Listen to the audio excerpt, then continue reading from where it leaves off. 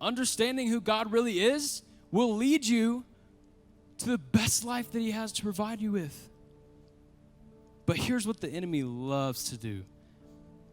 When any of your parents, doesn't matter if they're absent, if they're there, like physically there, but emotionally absent, if they're abusive, if they're there and they're great, here's what he loves to do. He will take any lack, anything that your parents aren't good at, anything that hurts you, any of that, and he will create a distance in your heart towards them.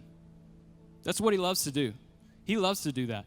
Because when he does that, he starts to create a distance in your heart towards God.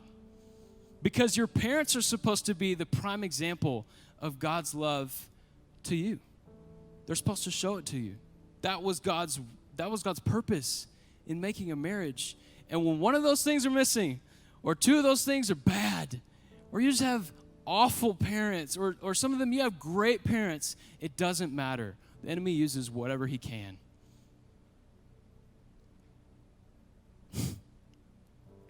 It's rough. And I'm sorry. I really am. I don't know if I can apologize on behalf of all the fathers and mothers in America that are in your families that have hurt you, but I'm sorry. I'm sorry that you had to go through that.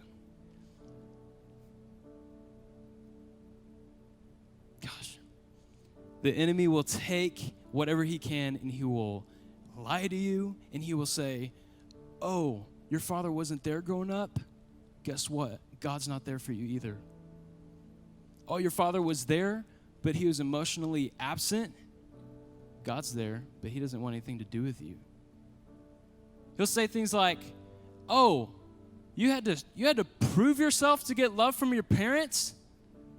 Same with God. You better work or he's not going to love you. You better work or he's got love that he's withholding from you. It's messed up. He'll lie to you over and over and over again. And then what these things start to do is you start to believe them. They start to become truth. I'm telling you, I'm 22 and I'm still walking through these things.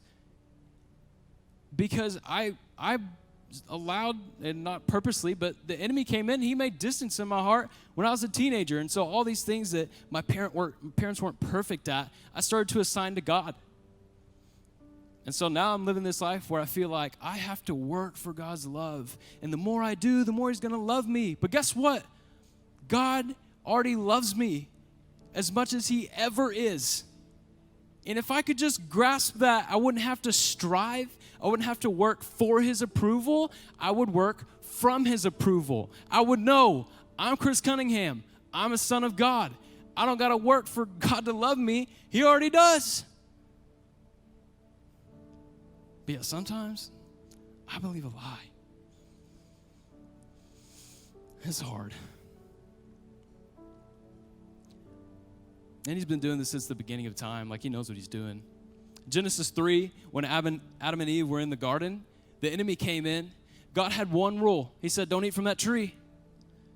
The enemy came in and he said, did God really say that? Did he? He just doesn't want you to be like him. And that moment created distance in Eve's heart.